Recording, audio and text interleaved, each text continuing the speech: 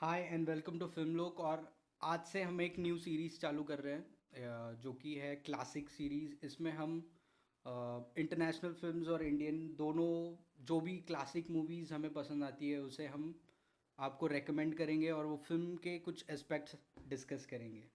So please watch this series.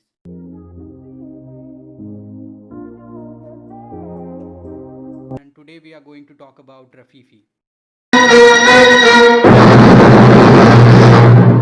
So, Rafifi is 1955 French heist film directed by Julius Dassin. So, a little bit of history about Julius Dassin. So, he was born in America and he was a American filmmaker. But after 1940, he had to leave America because he was supporting Communist Party and Americans were scared of communist at that time. So he was exiled from America and he came to France and started making films over there.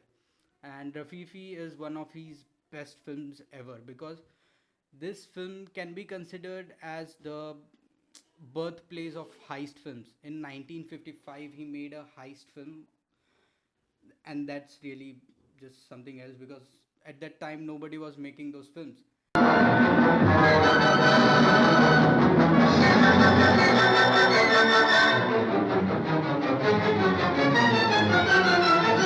So the heist sequence in this film is of around half an hour or a little bit over than half an hour, and in that time there is no music, there is no dialogue, there are very small sounds. Even if they are digging a hole and suddenly hammer makes a little bit of a loud noise, everybody stops, looks at each other, and they listen if the alarm has rang or not. Because in this film, their biggest enemy is sound. The locker they are trying to heist or rob is sound sensitive. Like if the sound is above a certain decimal, then the alarm will start ringing and the heist can go wrong. So they have to think about all these factors, and this they have to do it in a specific period of time. Like when they are scouting, or you can say when they are practicing all this and they are looking around what happens at that particular time. Like a cop is on his roundup at 1 o'clock or something, and then there's a rose or a flower delivery guy who delivers flowers to the shop at 5 a.m. and we see that he has noted down that in his diary. And when the heist is about to finish up, and they, without showing a clock, they show that the flower guy is delivering a flower, and we know that it's 5 o'clock and they have to wrap it up quickly, and that's how engaging this film is.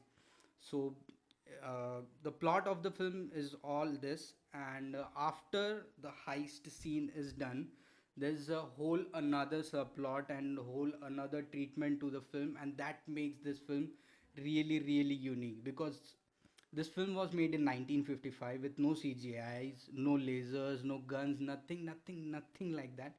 And still, it's one of the landmark film in the heist genre because if we look at Ocean's 11, the 19's one and the latest one, plus the Ant-Man and many other heist films or heist scenes are inspired by this masterpiece of Julius Dassin.